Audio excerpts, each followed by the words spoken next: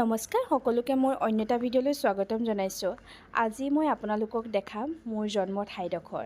আৰু জন্ম ঠাইডোখৰত মই যিহেতু শিৱৰাত্ৰি দিনাখনি মই তালৈ গৈছিলোঁ আৰু এই ঠাইডোখৰত মানে নৰখাকৈ থাকিব নোৱাৰিলোঁ। যিহেতু আমাৰ নিমাইজানৰ নিমাই পুখুৰী বুলি ক'লে সকলোৱে চিনি পায় আৰু ইমান ধুনীয়া প্ৰকৃতি সৌন্দৰ্যৰে ভৰা সেউজীয়া পৰিৱেশ আৰু এই ঠাইডোখৰত মানে নৰখাকৈ থাকিব নোৱাৰি সেয়ে আপোনালোকলৈ এটা ভিডিঅ' আগবঢ়ালোঁ। ইমান সুন্দৰকৈ ইয়াতে গছ-গছনিৰে ভৰা আৰু ইমান সুন্দৰকৈ আমাৰ গাঁৱৰ মানুহখিনিয়ে চাফ চিকুণ কৰি ৰাখিছে, সঁচাকৈ বহুত ভাল লাগিছে।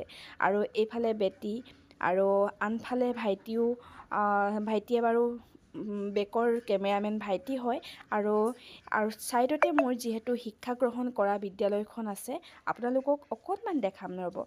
আৰু এইফালে দেখিছে ছাইডতে যিজোপা গছ আৰু এইটো ভাইটি আৰু আমাৰ বেটী, ভাইটিয়ে লৈ আহিছিলে মোক দেই। আৰু সি এফালে দেখিছে মোৰ এইটো ছাইডে আছে বিদ্যালয়খন আৰু এইফালে দেখিছেনে সৰু সৰু গছ-গছনি আকৌ ৰুইছে আৰু এইজোপা পিছত যিজোপা গছ আছে সেই গছজোপা বহুত পুৰণি আৰু সেয়ে আপোনালোকক অকণমান দেখালোঁ। নিজৰ মা ঘৰখন বা জন্ম ঠাইডোখৰলৈ আহিলে কিমান যে ফূৰ্তি লাগে নহয়নে, সেয়ে আপোনালোকক দেখালোঁ। অন্য এটা ভিডিঅ'লৈ আকৌ পুনৰ লগ পাম দেই।